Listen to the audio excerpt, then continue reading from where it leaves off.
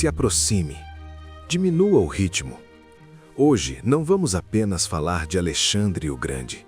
Vamos caminhar pela mente de um homem que acreditava com absoluta convicção que o mundo existia para ser conquistado. Esta não é uma história sobre batalhas, é uma história sobre destino, ambição, medo, silêncio e sobre o preço psicológico de acreditar que você nasceu para ser maior do que todos os outros. Enquanto você escuta, imagine poeira no ar, o som distante de cavalos e um jovem que desde criança foi ensinado a nunca se ajoelhar. Ato 1. A criança que não podia ser comum. Alexandre nasceu em 356 a.C., na Macedônia, um reino que os gregos consideravam rude, quase bárbaro. Mas dentro daquele território montanhoso, algo diferente estava sendo forjado. Seu pai, Filipe II, não era apenas um rei. Era um homem obcecado por poder, disciplina e eficiência. Ele acreditava que reinos não sobrevivem por tradição, mas por força organizada. Filipe reformou o exército macedônio, criou a falange, treinou camponeses como soldados profissionais, transformou homens comuns em máquinas de guerra. Alexandre cresceu observando isso, cresceu vendo mapas sendo redesenhados, cresceu ouvindo conversas sobre cidades tomadas, tratados quebrados, alianças frágeis. Mas se Filipe ensinava a Alexandre como dominar, foi sua mãe, Olímpia, quem lhe ensinou por que dominar. Olímpia não era uma rainha comum, era intensa, mística, profundamente religiosa ou profundamente perturbada, dependendo de quem a descrevia. Ela acreditava que Alexandre não era apenas filho de um rei, sussurrava ao menino que ele era filho de Zeus, que um raio havia tocado seu ventre, que seu destino não era humano. Essas palavras não eram histórias para dormir, eram programação psicológica. Enquanto outras crianças aprendiam limites, Alexandre aprendia que havia nascido para ser obedecido. Essa combinação, um pai que exigia força e uma mãe que prometia divindade, criou algo perigoso. Criou uma criança que não podia fracassar. Porque para Alexandre, fracassar não significava errar, significava negar quem ele era. Desde cedo ele demonstrava algo que assustava os adultos ao redor. Não era apenas inteligência, era intensidade. Enquanto outros meninos brincavam, Alexandre competia. Enquanto outros aprendiam, Alexandre queria dominar. Quando perdia, não aceitava. Há relatos de acessos de raiva, de silêncios prolongados, de uma necessidade quase física de provar valor. Filipe percebia isso e, em vez de conter, incentivava. Ele colocava o filho para assistir a julgamentos, a reuniões militares, a punições exemplares. Alexandre aprendeu cedo que o poder não pede desculpas. Mas havia um problema. Filipe era um gigante, um rei respeitado, um comandante temido, e Alexandre era seu filho. Desde muito jovem, Alexandre viveu à sombra de um homem que parecia inalcançável. Cada vitória de Filipe era ao mesmo tempo inspiração e humilhação. E isso gerou algo silencioso, uma rivalidade. Alexandre não queria apenas suceder o pai, queria superá-lo, apagar sua sombra. Há um episódio revelador. Quando Filipe conquistou uma grande cidade grega, os homens celebraram. Todos elogiavam o rei. Alexandre, ainda adolescente, comentou em voz alta: "Meu pai vai conquistar tudo e não vai sobrar nada para mim." Não era uma brincadeira, era um lamento. Ali já estava claro, o mundo precisava ser grande demais para justificar a existência de Alexandre. Se fosse pequeno, não haveria espaço para ele. Foi nesse contexto que Alexandre recebeu seu primeiro grande teste simbólico: um cavalo. Bucéfalo. O animal era enorme, selvagem, indomável. Vários homens tentaram montá-lo. Todos falharam. O cavalo empinava, mordia, derrubava. Filipe estava prestes a desistir. Alexandre observava em silêncio. Então falou. Disse que o cavalo não era indomável. era apenas mal compreendido. Os homens riram. Filipe permitiu que o filho tentasse, talvez para ensiná-lo uma lição. Alexandre se aproximou do animal. Percebeu algo simples, mas crucial. O cavalo tinha medo da própria sombra. Alexandre virou o bucéfalo direção ao sol, eliminou a sombra. Montou, o cavalo obedeceu. O pátio ficou em silêncio. Filipe, emocionado, teria dito: procure um reino à sua altura. A Macedônia é pequena demais para você. Essa frase marcou Alexandre profundamente, não como incentivo, mas como sentença. A partir daquele dia, Alexandre não buscaria um reino, buscaria o mundo. Mas toda grande ambição carrega um custo invisível. Ao ser ensinado que era especial, Alexandre também foi ensinado que estava sozinho. Poucos podiam entendê-lo, menos ainda podiam contradizê-lo.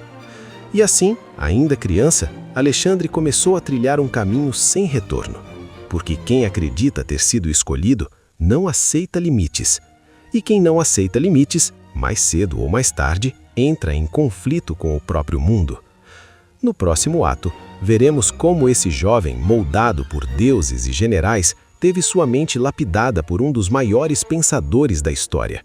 E como o conhecimento, longe de o tornar mais humano, o convenceu ainda mais que havia nascido para governar todos os outros. Ato 2.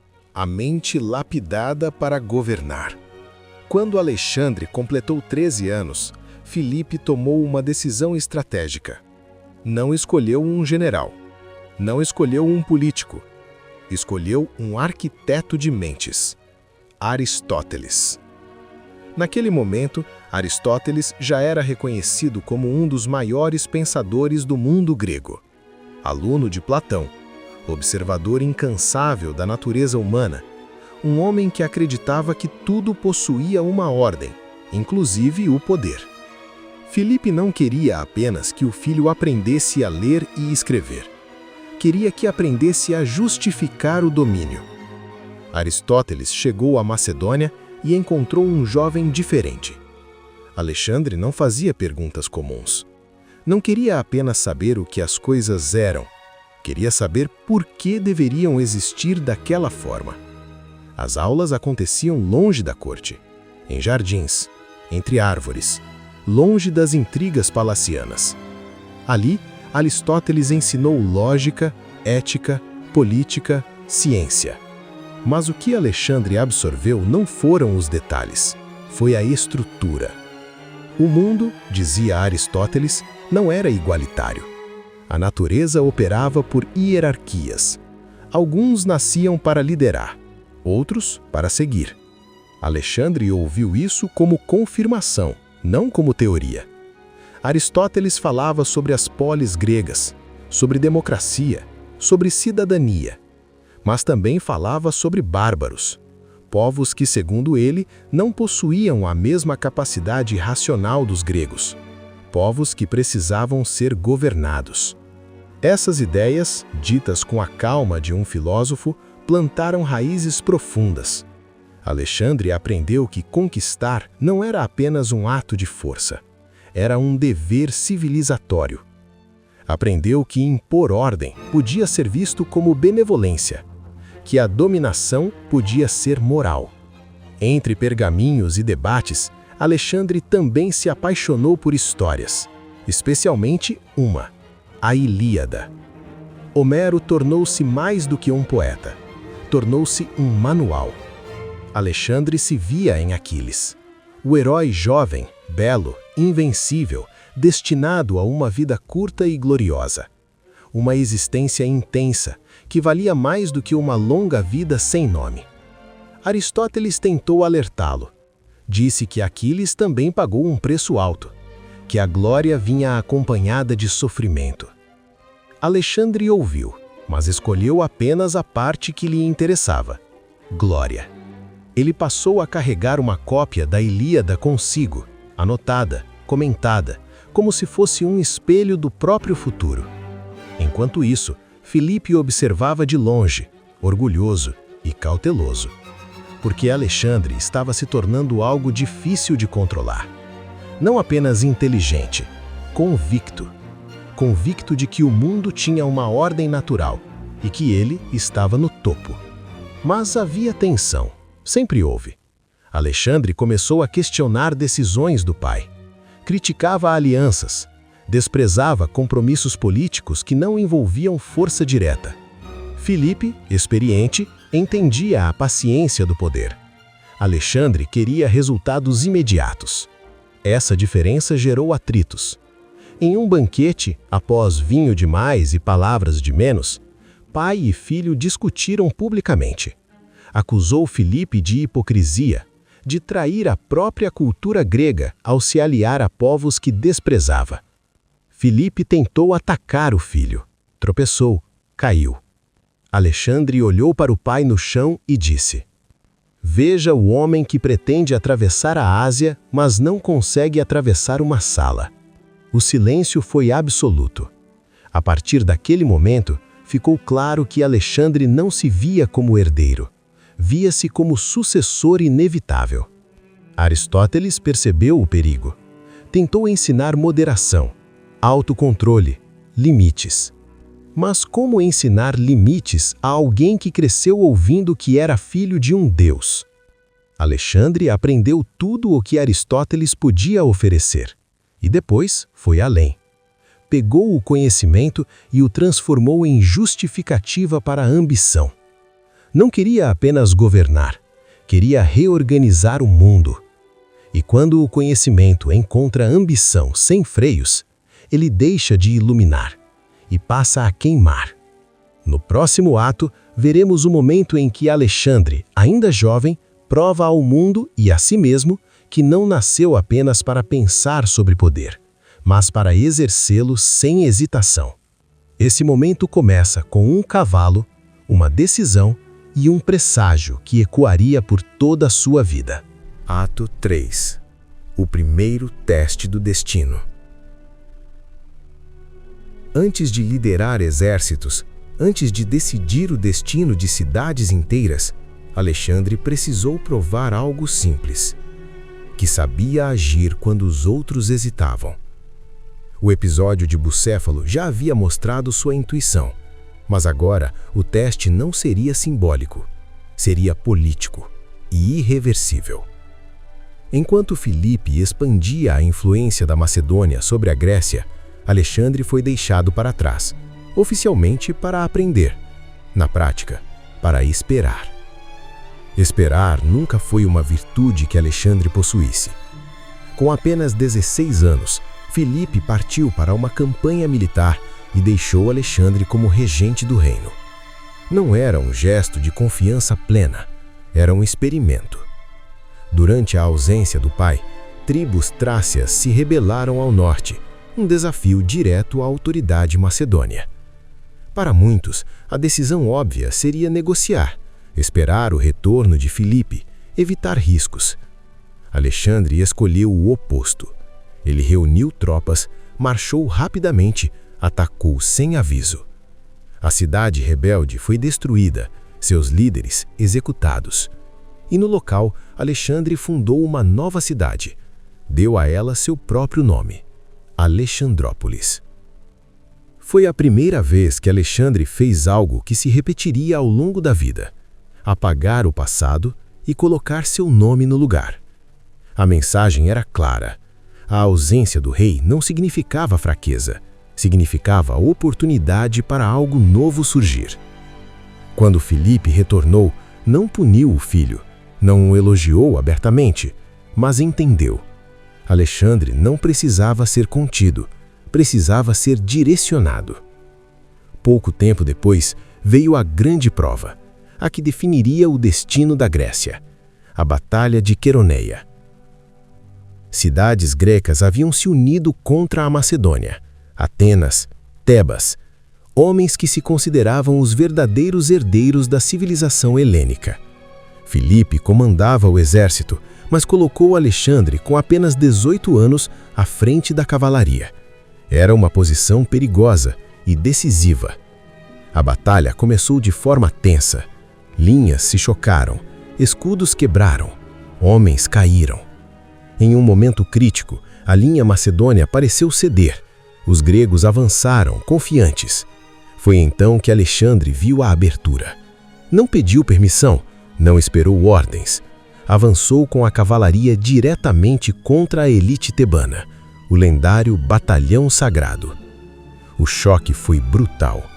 Alexandre lutou na linha de frente, não como símbolo, como participante. A carga quebrou a formação inimiga, a resistência grega desmoronou. A batalha estava decidida. A Macedônia havia conquistado a Grécia e Alexandre havia se provado. Não apenas como príncipe, mas como comandante. Após Queroneia, ninguém mais o via como uma promessa. Ele era uma ameaça real. Mas toda vitória jovem carrega um risco, o da invencibilidade ilusória. Alexandre começou a acreditar que o destino sempre se abriria diante dele, que a ousadia seria sempre recompensada. E o mundo, por um tempo, concordou. Mas enquanto Alexandre ascendia, uma sombra se formava. Filipe, o pai, ainda vivia, e o trono ainda não era de Alexandre. A tensão entre os dois aumentava. Conflitos familiares, intrigas políticas, casamentos estratégicos que ameaçavam a linha de sucessão.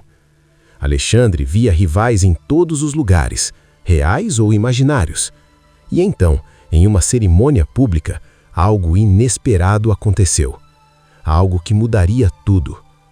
No próximo ato, veremos o momento em que Alexandre deixa de ser herdeiro e se torna rei.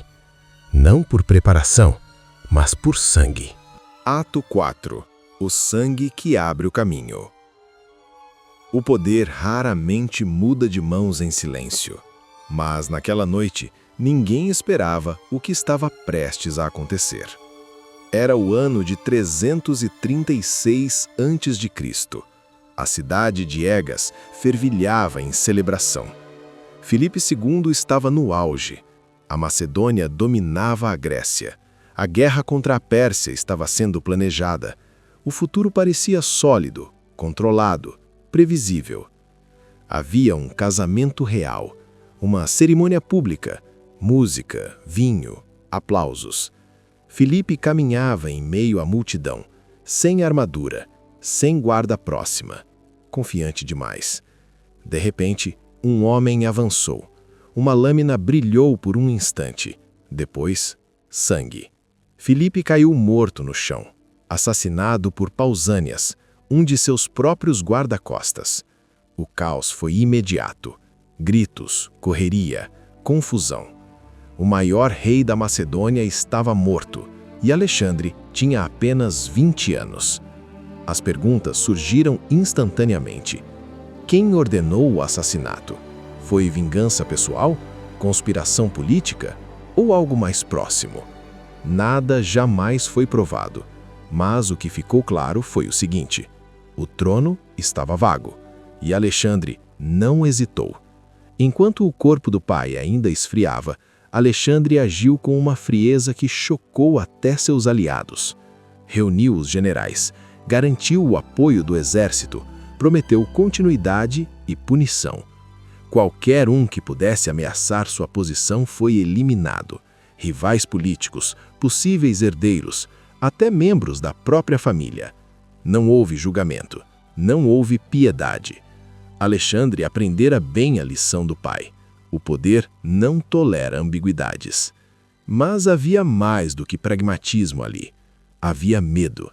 Alexandre sabia que um trono tomado jovem é um trono instável, e ele precisava mostrar força imediatamente.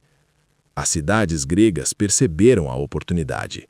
O rei experiente estava morto. O sucessor era jovem. Rebeliões começaram a surgir. Atenas hesitou. Tebas se levantou. Alexandre respondeu sem demora. Marchou para o sul com velocidade brutal. Não para negociar, mas para avisar. Tebas foi cercada. E então, destruída. A cidade foi arrasada. Seus homens mortos, mulheres e crianças escravizadas. Alexandre poupou apenas templos e a casa do poeta Píndaro. Era uma mensagem calculada. A cultura seria respeitada, a rebeldia exterminada. O choque percorreu toda a Grécia. As outras cidades se submeteram rapidamente. Atenas enviou pedidos de perdão. Alexandre aceitou, não por bondade, mas por estratégia. Agora, ele não era apenas rei da Macedônia, era o líder indiscutível do mundo grego. E mais importante, era jovem, vitorioso e impiedoso. Mas no silêncio das noites, Alexandre sentia algo diferente. O pai estava morto, o rival havia desaparecido, e mesmo assim, a inquietação permanecia. Porque agora não havia mais ninguém acima dele, nenhuma figura para desafiar, nenhuma sombra para superar. Restava apenas uma pergunta. Se o mundo grego já estava conquistado, o que vinha depois? Alexandre já sabia a resposta. A Pérsia, o maior império que o mundo havia conhecido. E ele acreditava, com cada fibra do seu ser, que aquele império existia apenas para ser tomado. No próximo ato, veremos Alexandre cruzar o limite simbólico entre reinar e conquistar. O momento em que ele deixa a Europa para trás e pisa em solo asiático, convencido de que não estava invadindo o mundo, mas retomando algo que sempre lhe pertenceu. Ato 5. O homem que cruzou o mundo. Nenhuma conquista começa no campo de batalha. Ela começa na mente. Antes de atravessar mares, Alexandre precisou atravessar o medo coletivo. A Pérsia não era apenas um império. Era uma ideia, gigantesca, antiga, assustadora. Por gerações, os gregos haviam ouvido histórias sobre o poder persa. Exércitos incontáveis, riquezas infinitas, reis tratados como deuses. Alexandre conhecia essas histórias, mas não as temia. Ele as reinterpretava. Para ele, a Pérsia não era invencível. Era lenta, pesada, confiante demais. Em 334 a.C., Alexandre reuniu cerca de 40.000 homens. Um número pequeno para enfrentar um império, mas suficiente para quem acreditava na própria inevitabilidade. Antes de partir, ele realizou um gesto simbólico. Lançou uma lança em solo asiático e declarou aquelas terras como conquistadas em nome dos deuses. Não como invasor, mas como herdeiro. O primeiro grande confronto veio às margens do rio Grânico. Os generais hesitaram. O terreno era desfavorável. O inimigo estava bem posicionado. Alexandre não esperou. Avançou pessoalmente. Cruzou o rio sob chuva de flechas. Quase foi morto. Seu elmo foi partido, sua vida salva por um companheiro. A vitória veio, mas deixou claro algo importante. Alexandre não comandava à distância. Ele se colocava onde o risco era maior. Essa postura criou algo raro. Um exército que não apenas obedecia, mas acreditava. Após o Grânico, as cidades da Ásia Menor começaram a cair. Algumas lutaram, outras abriram os portões. Alexandre adotava uma política dupla: clemência para quem se rendia, aniquilação para quem resistia. Ele não queria apenas vencer batalhas, queria moldar comportamentos. Em Górdio, Alexandre encontrou um antigo desafio: o nó górdio. Dizia-se que quem o desatasse governaria a Ásia. Alexandre observou o nó, complexo, indecifrável. Em vez de tentar desatá-lo, sacou a espada e o cortou ao meio. Alguns viram aquilo como desrespeito à tradição, outros como genialidade. Alexandre viu como verdade. Problemas não precisam ser respeitados, precisam ser resolvidos. A campanha avançava, mas o verdadeiro teste ainda estava por vir. Dário III, o grande rei da Pérsia, decidiu enfrentar Alexandre pessoalmente. O encontro aconteceu em Nissos. O exército persa era imenso, mas estava mal posicionado. Alexandre atacou o centro, direto no coração. Dário fugiu, abandonou sua família, seu tesouro, seu orgulho. A vitória foi devastadora. Alexandre tratou a família de Dário com respeito. não por empatia, mas para mostrar ao mundo que ele agora era o verdadeiro rei. Nesse ponto, Alexandre poderia ter negociado, aceitado riquezas, encerrado a guerra. Mas isso nunca foi o objetivo.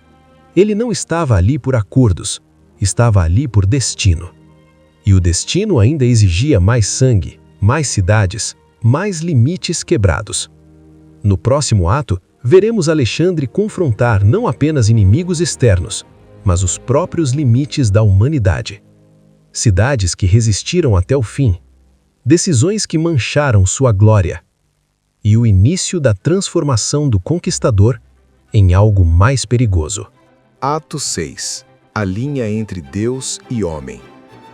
Toda conquista cobra um preço, e quanto maior o império, mais alto o custo humano.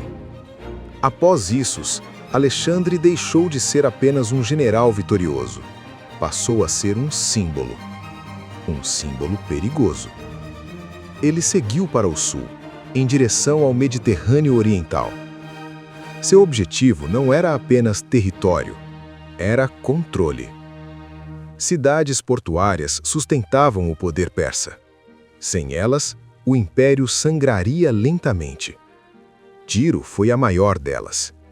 Uma cidade-fortaleza, protegida pelo mar, convencida de que era intocável. Alexandre exigiu rendição. Foi recusado. Então ele fez algo que ninguém esperava. Construiu uma estrada até a ilha. Pedra por pedra, sob ataque constante. Meses de trabalho. Quando finalmente rompeu as defesas, a punição foi exemplar. Milhares foram mortos, outros tantos escravizados. Não foi uma vitória estratégica, foi um aviso. Depois de Tiro, nenhuma cidade acreditava mais em segurança. Alexandre seguiu para o Egito e ali algo mudou. Não houve resistência, houve acolhimento. Os egípcios viam Alexandre como libertador, alguém que expulsara os persas, alguém que respeitava os deuses locais. No oráculo de Siwa, no deserto, Alexandre recebeu uma confirmação que ecoaria para sempre. Foi chamado de Filho de Amon, um deus. Ninguém sabe exatamente o que foi dito naquele templo, mas sabemos o efeito. Alexandre saiu de lá diferente. Passou a se comportar não apenas como rei, mas como alguém acima dos homens comuns. Vestes orientais, rituais persas, exigência de reverência. Seus companheiros começaram a estranhar. O homem que antes dividia riscos, agora exigia distância. Mas a campanha continuava. O grande confronto final com Dário ainda estava por vir. Isso aconteceu em Gaugamela. O campo era vasto, perfeito para o exército persa, catastrófico para um contingente menor. Mesmo assim, Alexandre avançou. Usou estratégia, movimento, precisão. Criou uma abertura, atacou o centro. Dário fugiu novamente. Desta vez, não houve dúvida. O Império Persa estava acabado. Alexandre entrou em Babilônia, depois em Susa, depois em Persépolis. Palácios, tesouros, riquezas inimagináveis. E então, uma decisão simbólica. Persépolis foi incendiada.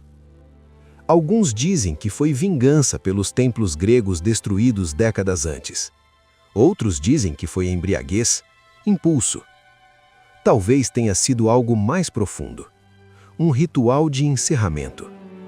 Alexandre não queria apenas vencer a Pérsia.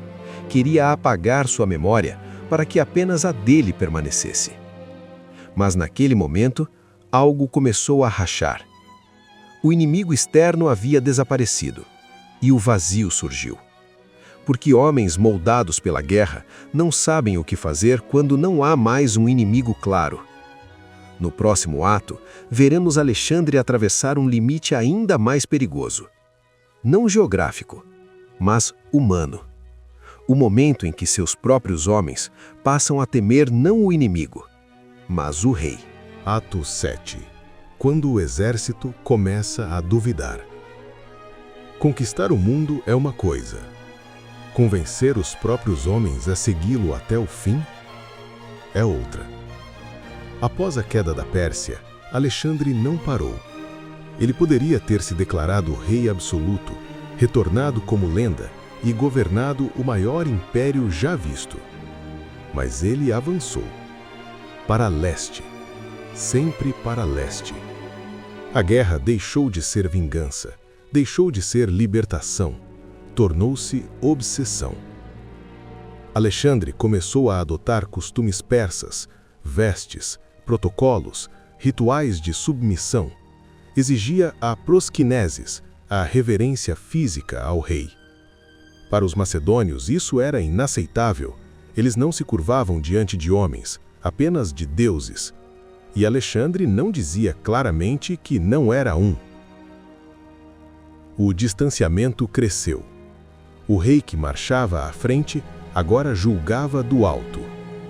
Então veio Clito. Clito o Negro, o homem que salvara a vida de Alexandre no Grânico. Em um banquete, entre vinho e ressentimentos acumulados, Clito criticou o rei. Disse que Alexandre estava esquecendo suas origens, que as vitórias pertenciam também aos macedônios, que Filipe jamais exigira adoração. Alexandre perdeu o controle. Tomado por raiva, pegou uma lança e atravessou Clito. O silêncio caiu pesado. Alexandre matou um amigo, não em batalha, mas em fúria. Logo depois, o arrependimento veio, profundo, genuíno. Alexandre chorou, recusou comida, quase se matou. Mas o dano estava feito. A linha havia sido cruzada. A partir daquele momento, seus homens passaram a obedecer, mas não confiar. Outros conflitos surgiram. Filósofos criticaram sua pretensão divina. Generais questionaram decisões. Alguns foram executados, outros silenciados. Alexandre já não tolerava oposição, nem mesmo em pensamento. A campanha seguiu até a Índia. Terras desconhecidas, clima hostil, guerras constantes. No rio Hidáspes, Alexandre enfrentou o rei Poro. Elefantes de guerra, um inimigo diferente de tudo o que já haviam visto. A vitória veio, mas o custo foi alto. Cansados, feridos, saudosos de casa. Quando Alexandre anunciou que seguiria ainda mais a leste, algo inédito aconteceu. O exército disse não. Homens que haviam cruzado continentes se recusaram a dar mais um passo. Alexandre ficou furioso, discursou, ameaçou. Nada funcionou. Pela primeira vez, o mundo não se curvou. Alexandre cedeu, não porque quis, mas porque teve que fazê-lo. O retorno começou, e com ele, uma sensação nova: limite. No próximo ato, veremos Alexandre enfrentar o maior inimigo de todos. Não um império, não um exército, mas o próprio corpo e o peso de uma vida vivida rápido demais. Ato 8. O retorno e o corpo que falha. A volta nunca é uma vitória. Alexandre descobriu isso da forma mais dura possível. O exército retornou pelo caminho mais cruel, o deserto de Gedrósia. Calor sufocante, falta de água, animais morrendo, homens caindo e ficando para trás. Foi uma escolha estratégica ou uma punição silenciosa? Alguns historiadores acreditam que Alexandre queria provar algo, aos deuses, aos homens ou a si mesmo. Mas o deserto não perdoa a ambição. Milhares morreram sem jamais ver o inimigo. Não houve glória, não houve cânticos. Apenas sobrevivência. Alexandre caminhava como os outros. Recusava água quando seus soldados não tinham. Dividia a ração. Ainda assim, o corpo começou a cobrar. Feridas antigas infeccionavam. Febres surgiam e iam embora. O álcool tornou-se mais frequente. Alexandre bebia muito. O vinho não era só prazer, era anestesia. Ao chegar novamente à Pérsia, ele tentou reorganizar o império. Casamentos em massa entre macedônios e persas, mistura de culturas, um mundo sem divisões. Mas seus próprios generais resistiam. Eles queriam recompensas, terras, retorno para casa. Alexandre queria algo maior, um império eterno. Paranoia começou a surgir. Ele desconfiava de conspirações, punha amigos à prova, exigia lealdade absoluta. Alguns oficiais foram executados por suspeitas frágeis. Outros morreram tentando agradá-lo. O jovem que confiava em poucos, agora confiava em quase ninguém. Então veio Babilônia, a cidade mais rica do mundo, centro de tudo. Alexandre planejava novas campanhas. Arábia, talvez o Oeste, talvez Roma, ainda pequena, ainda irrelevante. Mas algo estava errado. Após um banquete, Alexandre sentiu dores intensas. Febre alta, fraqueza, sede insaciável. Os dias passaram, ele piorava. Os médicos não conseguiam explicar. Alguns falavam em doença, outros em veneno. Alexandre perdeu a voz, mal conseguia se mover. O exército se alinhou do lado de fora, em silêncio. Homens que haviam seguido um garoto até o fim do mundo, agora esperavam que ele respirasse mais uma vez. Um a um, os soldados passaram por seu leito. Alexandre não falava, apenas olhava. Quando perguntaram a quem deixaria o império, ele respondeu com dificuldade: ao mais forte. Não era uma solução, era uma sentença. Com 32 anos, Alexandre morreu. Não em batalha, não com espada na mão, mas deitado, longe de casa, cercado por tudo que conquistou. No próximo e último ato, veremos o que acontece quando um homem maior que o mundo desaparece, e o mundo precisa lidar com o vazio que ele deixou. O Império Sem Dono. Quando Alexandre morreu, o mundo ficou em silêncio. Não houve anúncio imediato, não houve choro público, apenas confusão. O maior império já criado por um único homem agora não tinha dono. Nenhum herdeiro preparado, nenhuma linha clara de sucessão, apenas generais armados e ambições não resolvidas. O corpo de Alexandre permaneceu dias sem ser enterrado. Alguns dizem que não se decompôs. Outros dizem que era apenas mito. Mas os mitos começam exatamente assim, quando a realidade já não basta. Enquanto isso, os homens mais próximos a ele se reuniam.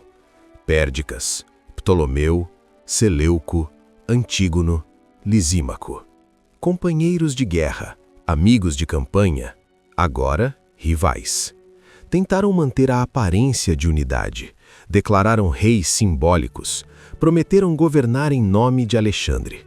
Mas o império não era uma ideia, era uma extensão da vontade de um homem. Sem ele, começou a rachar. Guerras explodiram em todas as direções. Cidades foram saqueadas. Exércitos que antes marchavam juntos passaram a se enfrentar. O mundo helenístico nasceu no sangue. Cada general ficou com um pedaço do sonho, nenhum com o sonho inteiro. Ptolomeu levou o corpo de Alexandre para o Egito. Sabia que símbolos importam. Construiu um túmulo em Alexandria. Transformou o cadáver em poder político. Durante séculos, reis e imperadores visitariam aquele túmulo em busca de legitimidade. Júlio César, Augusto, todos queriam tocar o mito, mas Alexandre não podia responder. Seu império, no entanto, deixou marcas profundas. A língua grega espalhou-se do Mediterrâneo à Índia.